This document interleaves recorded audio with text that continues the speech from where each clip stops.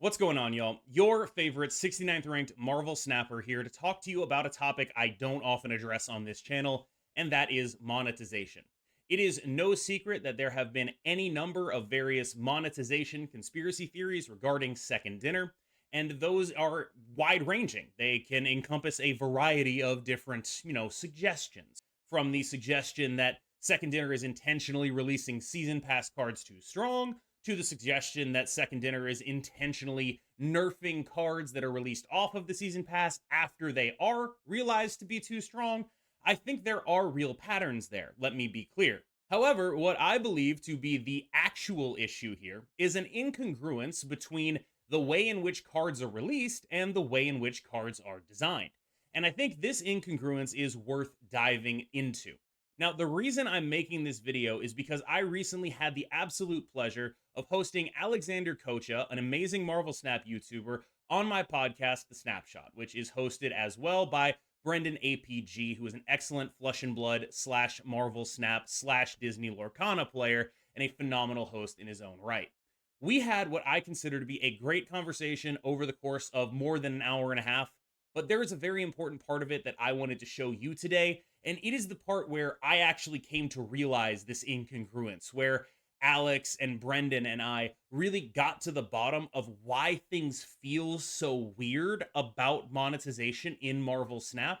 I'm really proud of what we were able to put together. I feel like, unlike many conversations I have, this is a conversation where I came away enlightened by and enriched by the experience of having had it. I felt like I learned something from this conversation, and that sparked something in me that said, hey, maybe I should share this with you too. So, enjoy. Alex, what are your thoughts on the current state of Marvel Snap? And I want to put the onus on you to articulate what you think that current state, and I put that in quotations, is. I think it's frustrating a lot of casual players. I think that a lot of players who aren't like us that, are heavily invested in the game and keeping tabs on it competitively. I think the average player that's buying like one cheap bundle a month and kind of just buying the season pass and trying to figure out where to spend their spotlight keys are getting frustrated because what you have here is it's a blessing and a curse. We get a ton of updates per month. We have a very active development team with balance and stuff, and that's fantastic. But for the scarcity that exists for the resources that we have available, a lot of players are getting frustrated because you're trying to plan in advance how to spend spotlight keys. And then just before they spend those keys, cards get nerfed. The meta shifts wildly. Like, just look at Selene as an example. Selene was a card that a lot of people were excited about. And then as Selene came and people had saved their spotlight keys for her, the entire archetype around her got completely destroyed. Hold on. I'm sorry. Selene was never going to be good in that deck. It was going to be good. I think Selene was going to be good with Viper. Not Viper, sorry, with Black Widow. Okay. I thought you were talking about the Annihilus bounce, and I was like, no way. Selene and Black Widow was one of the most insane, corrupt turn 3 plays in the history of Snap, and they butchered it before the card came out. And that was at the time where Bounce was using Black Widow ad nauseum. If you add Selene to that mix, that bounce list, even the Annihilus bounce list that you were talking about before, would have just been insane. And that's probably why they took it out. But what I'm trying to circle back on is I think the average casual player is getting very frustrated with their inability to confidently spend their resources, save their resources, and even like gold bundles have had a remarkable decrease in value, which is sad because we don't get that much free gold anymore. And gold is a paid currency. So like, I think there's a lot of frustration on like, how does a player who's buying the season pass or free to play even compete? Or even how do they get ahead? How do they catch up? And now they're adding an additional card in the first week, right? Not insignificant for someone with limited resources. So that is what I'm getting from the greater community because I see it a lot in my comments. I see it a lot on stream. I'm sure you see the same, KM. But I think that's one of the major sources of frustration in Snap right now. You knocked that shit out of the park. Yeah. You like the only objection I have is I don't actually think Selene would have gone in the like bounce lists. I genuinely do think that like it's. Again, like Annihilus is better the less you invest in him. The more you're investing in Annihilus, the more you're doing like Selene Black Widow stuff, the more it's like you get blown out by their Annihilus. So I do think that probably doesn't happen, but I am 100% behind you in terms of how constant metagame changes make people feel. It makes you feel like it's a bait and switch, right? If you were someone who was joining the game right now and they were like, should I get Miss Marvel? What are you supposed to tell them? Like, what are you supposed to say? I did a Spotlight cache review using the data mines, right? Upcoming Spotlight caches include Werewolf by Night and include Annihilus. And it's like, well, you know, if you started saving 2 months ago, you feel like an idiot, don't you? Like, if you were Loki like, too.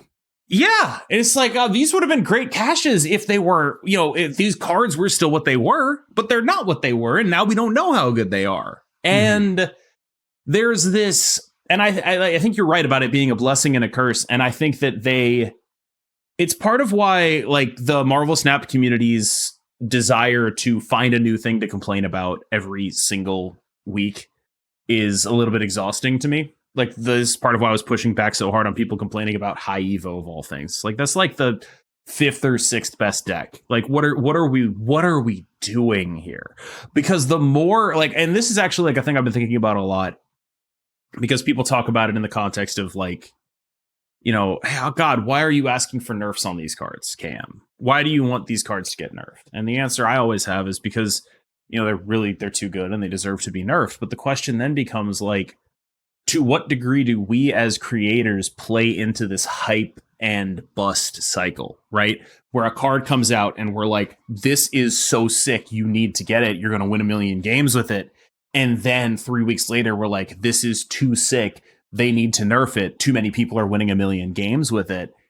And to what degree are we culpable for that, right? Like, it's one of the things that really made me sort of stop making videos about cards being problematic.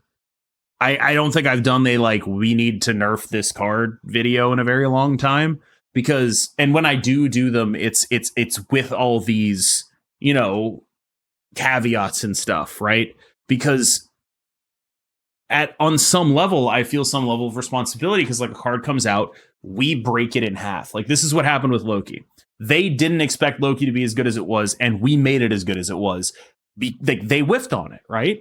They didn't build the Loki decks the right way. They didn't build the Elsa decks the right way. We did that. We being the competitive community. And then we got those cards nerfed because they were too good. And I guess that is something that it's like, I can understand a casual player feeling resentment for that, because they weren't the reason those cards got nerfed, right? Like, they didn't do that. Well, they just bought the new season pass card because they thought it looked good. And then, like, me or Lambie or one of the, like, monstrous Korean deck builders, like Johnson or somebody, does something crazy with it. And now their cool new card is getting nerfed because of things they can't even control. And I feel for that. And I don't really know how to solve the problem. Alex, as someone who watches your content as a fan first and, like, actually enjoys watching it, I do think that those type of videos are actually super cool. I think that, like, the reason why we are subscribed to KM Best on YouTube is because we want to hear your takes on those types of things. And while I respect the fact that you feel, like, culpable for those types of things and hyping a card and asking for its nerf, at the same time, that's why your voice matters. That's why, like, we're interested in your takes, because you have that perspective on that higher end community. So just to give you that idea that, like, there are people that want to hear that too, right? Sure. It's just on some level, not that I'm the reason the card is getting nerfed. I'm not that arrogant, right? But it does make me feel weird to be participating in what you could reasonably describe as a boom bust cycle, right? When Loki first came out, I was like, yo, Loki's broken. Definitely recommend getting him. 3 weeks later, I'm like, yo, Loki's broken. They should probably nerf him, right? And part of that is just because it's easy to tell that he's really, really good early, and it's hard to tell that he's broken early. Like, it's hard to tell exactly how broken he is and exactly what needs to change about him until later on, right? So part of it is just like, you know, this card is amazing and I think it's incredible. And then later on, it becomes very clear that it is a problem. And then you make another video. I don't know. Like, I don't think it's my fault. I think it's a structural issue with a game that is willing to release cards too strong and then balance them back later, right? It is. And the game is also... To be clear, the game is also willing to release cards too weak and then buff them to be strong later. Look at Black Knight, right? Like this is, I honestly think that, like, you look at Black Knight, you look at Gladiator, And so people feel like they're getting screwed both ways. When they invest in a card and it gets nerfed, and then a card they could have gotten gets buffed, they're just like, what the hell was I supposed to do, right? I invested in Werewolf over Black Knight, and that was right then, but it's wrong now. The answer's changed. And it's like, that's the kind of stuff where it's like, I don't know how you solve that from our end. It just has to be dealt with inside Second Dinner, right? Like, I invested in, whatever came out before Gladiator instead of Gladiator. And now that he's a 3/8 and America Chavez is gone, I feel like an idiot for not owning a 3/8, right? Like, there's it happens both directions. And while I think that isn't a good goal, right? Like, it's good that they should aim for every card they release to be good. They might have been flying a little too close to the sun on that one. You know what I mean? Marvel Snap is a boom bust cycle. The issue is that the card acquisition is not congruent with a boom bust game. So like the boom bust metagame, like the dynamic metagame is the ideal state of a metagame for a card game. It's a shifting metagame. New decks come into the fray. Cards that were bad become good. Good cards become bad. But all of that is hurt by the card acquisition system, which just does not work with that type of metagame. You lead to these feels bad, and it becomes more of a financial game than like an actual card game metagame. And that's what's weird. My question is like, how much of this, you talk about this tension, the limited resource tension, how much of that tension is by design? Like, how much of it is, and I'm not saying that as in like a cynical way, as in they're trying to, buff cards and make you buy them, but in the sense of like, how much is there part of this game that wants to give an advantage to players that are deploying more resources rather than not? And then what level of tension is actually sort of acceptable for these normal players, right? Because I feel it as well. As I've engaged with the game less, I, will come back and then it's like, oh my God, it's like now I have to acquire all these cards. How long do I have to wait? How do I get to Spotlight Cash? How do I accumulate more resources?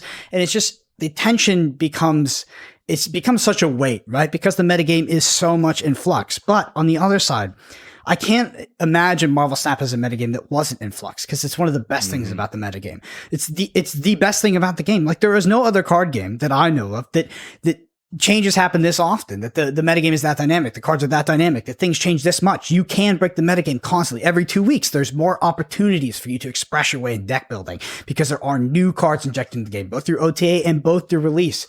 But all of that essence that makes this card game amazing is sort of, it just bumps up against the card acquisition system. Because when cards cost almost $100 each, it doesn't work well in that system. And like, how much tension is acceptable, do you think, Alex? And like, and are they twisting these knobs a little bit too much in your opinion? Wow, this is like literally the most intense 5-minute question I think I've ever been given, because like it's literally the question of Snap right now. It's like the question that needs to be answered by Second Dinner. It's the thing that really rests on the minds of a lot of players. And you're absolutely correct. I think that the monetization of Snap was one of its strongest points when the game first launched. There's no question that the monetization and collection system was a strong point. And then now we're in a situation where the monetization system is one of by far the weakest points. If not, it is a thing that turns people actively away from the game. Because first of all, what's a new player to do when you start the game and you have this insane mountain to climb for card collection? Like, what do you even tell a new player, right? The other side to that is the bundles and the resources, the collector's tokens, all these things, what they've taken out of the collector's reserves. Like, I have almost 700 unopened collector's reserves because they're useless. Like, it's like people's like, oh, are you just waiting until they buff them? I'm like, I just don't even want to open them because I know I'm just going to be disappointed. And so like, I think there is a lot around the edges of the monetization system that really needs to be addressed. And I think, in my opinion, I think the bundling, I think the bundles are too expensive. I think they're not giving enough resources. I think that the monetization of the game is by far the weakest component, and it's borderline indefensible. So I don't know what to say at this point. And I do think that there is an advantage to card acquisition for players who spend money. And I think that much is clear. Cam, I'll pass to you from there, but I do think it is a significant problem. I think that Brendan nailed it when he said that the direction they're taking with the metagame is not congruent with the direction they're taking monetization. And I think that is a very elegant way of phrasing it. where the people on the metagame side are doing the metagame thing and the people on the monetization side are doing the monetization thing, and it almost feels like nobody at the top is making sure that these two systems make sense in the same context. And I can think of a million ways that like you could try to massage them, right? Like when you talk about, like, look at this week's cache, the Kyera cache. If they just did that more, they just put like all the series 4 and 5 cards you needed for one deck in there. If they were more aggressive with series drops, right? Like, why the hell is Howard the Duck not going into series 3? Like, it's ridiculous. And there are so many ways for them to massage this, right? There are so many ways for them to make it, the systems stay the same, but the implementation changes, right? And this Kyera cache is a great example of how the systems could stay the same, but the implementation of them could change. Because this Kyera cache has people complaining about a deck that actually sucks, right? That's phenomenal. You did amazing. That's amazing work, because just accessibility got these people, like, the fact that people are mad about it is because of the accessibility. It's a testament to how good that was, right?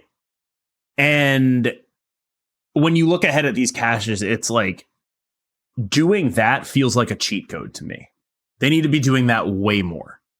And then when you look ahead to these other caches, it's like, well, oh my God, like what is, there's like they're just very, it feels like they're very clearly set up where it's like there's one draw and then the other cards are not good. And it's like the whole point of what series drops should be is they should be filtering out the stuff that sucks.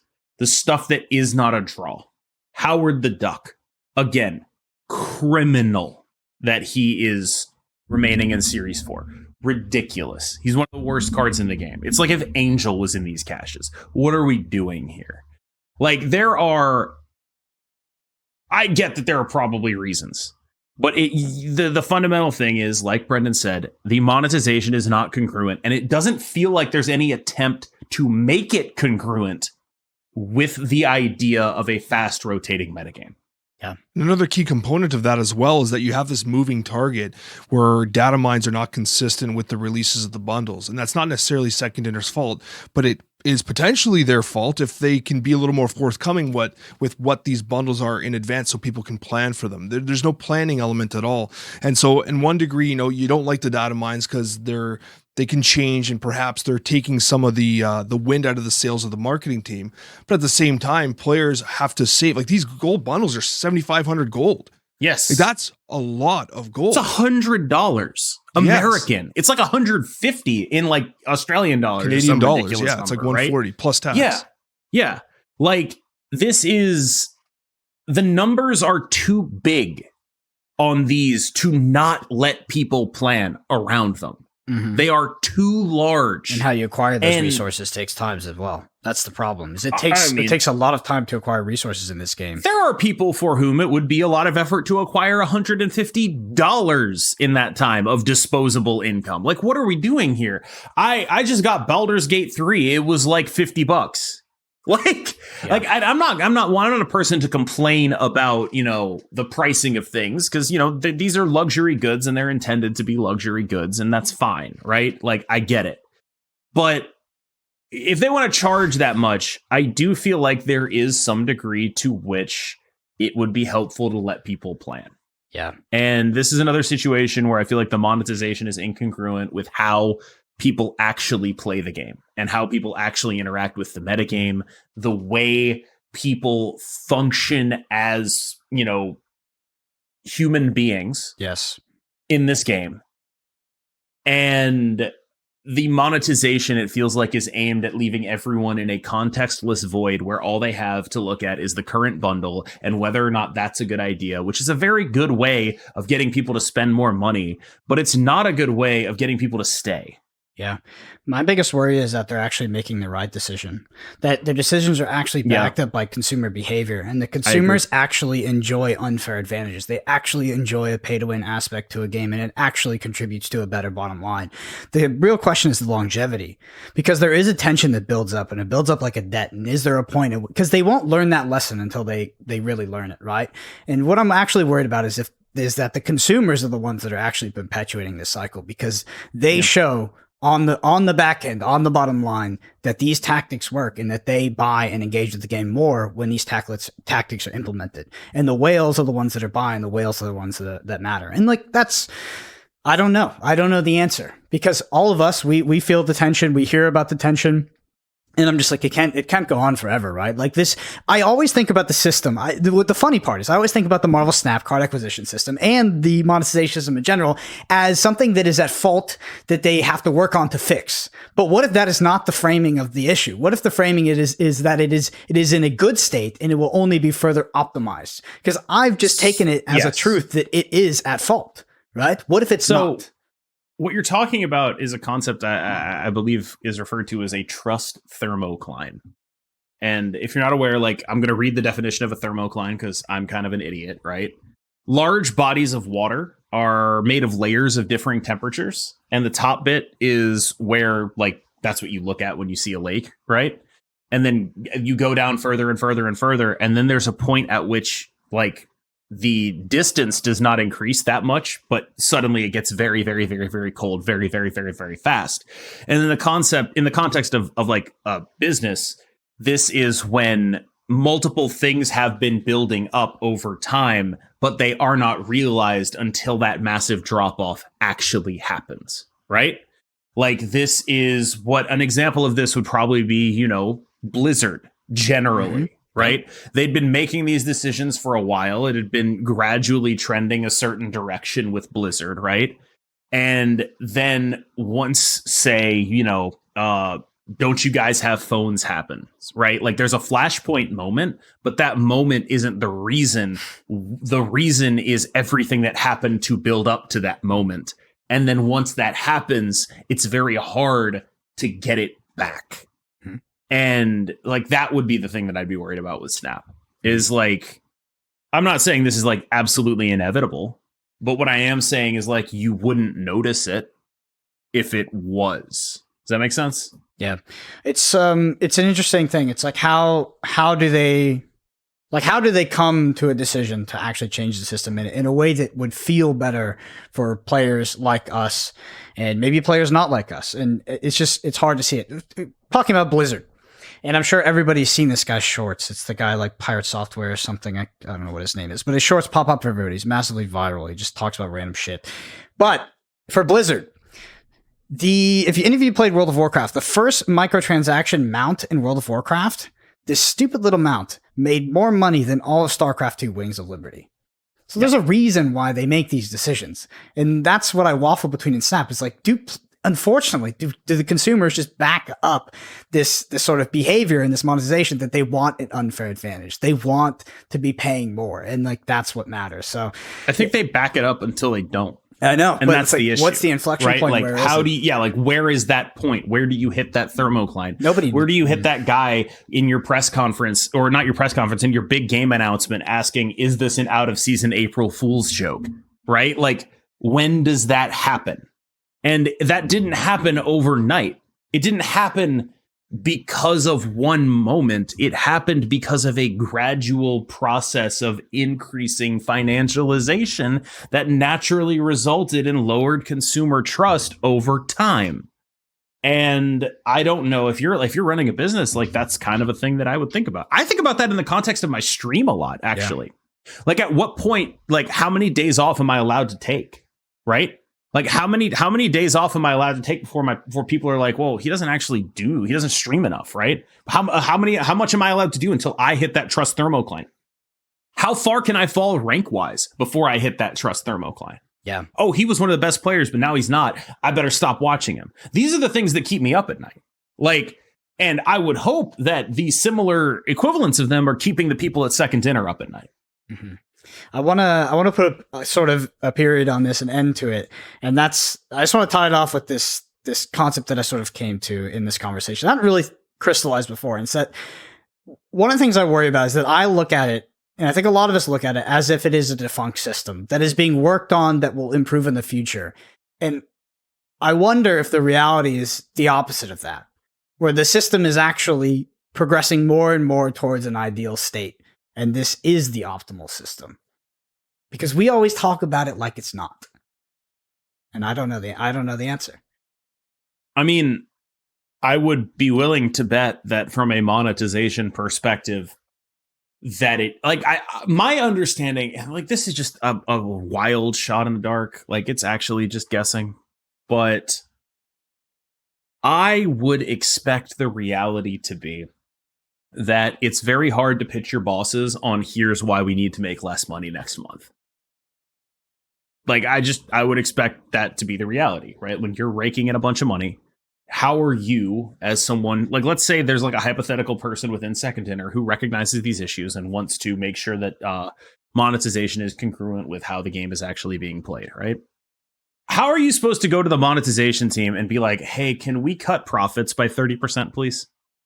Trust me, this is important. It'll be paid off in the near future at some point, presumably by preventing a disaster. But you actually have no proof the disaster is going to happen. So how do you pitch that? How do you go and say we need to make less money? Yeah. Right? How do you run that up the chain? It seems like it would be very hard to get done. The only way is a more empathetic approach to business, in my opinion. And I don't think that you can quantify that. I think it's very hard to articulate, but we've seen it happen time and time again with companies like you mentioned with Blizzard, that there are inflection points, that there is this thermocline. I think that was the word you used. Like they exist, and there are examples that have occurred in the market, but to actually break it down into a science of how that happens, when it happens, what the process is, and how to avoid it, I don't think that anybody knows. And that's why we see these big companies run into it.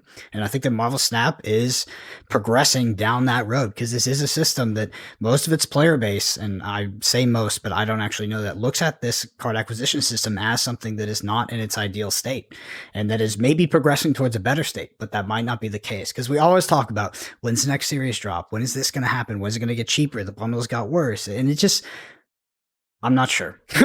I'm not sure. It's complicated, but I think we had a good discussion about it. And I would love to hear y'all's thoughts in the comments below, because at the end of the day, the only reason why we have these conversations, and I know they come off as cynical, is because we do think this is the best card game that exists. And I want it to keep existing. I want more people to engage with it, because the barrier to entry to engage is only getting higher. And that's just, it's a disservice to the game, because it's one of the greatest card games ever created. Anyway, Alex, I'm going to pivot completely. I just want to ask you about the state of the Snapchat, the future, and your niche, and what role does the podcast play in your sort of, what would the word be? Your environment, your content creation, I would say. The Snapchat, it's first of all, it's kind of like, I feel like I'm in like Inception here talking about my pod on your pod. It's like the weirdest thing, but I'll say that it's Cozy and I have always had the same kind of same principle when it comes to the Snapchat, and that is to just have fun, talk about what we feel is most relevant to the player base, and just make it like it's just two buddies having a conversation about a game they love. And that's just what it comes down to. The recording, we record for like almost 3 hours, like 2.5 hours, and then like we cut like a lot of stuff out. We like it's a very long process. Like we have very extensive note taking and stuff like that. But I think at the end of the day, the final product does come out like strong for that effort that goes in. But what I will say at the end of the day is that there's something special to having a platform where, you know, you can speak openly, candidly about something that you love, but you have to be critical about at times, like just like we were right here for the last 10 minutes. I think that it can be a very difficult thing to balance at times, but ultimately I feel like we have a responsibility to voice what the community needs to get out to the masses, get out to the developer. We need to be that, the what's it called? What's the megaphone? Is it a megaphone? The thing that you yell into? Sometimes we got to be the megaphone to get the message across when things need to be changed.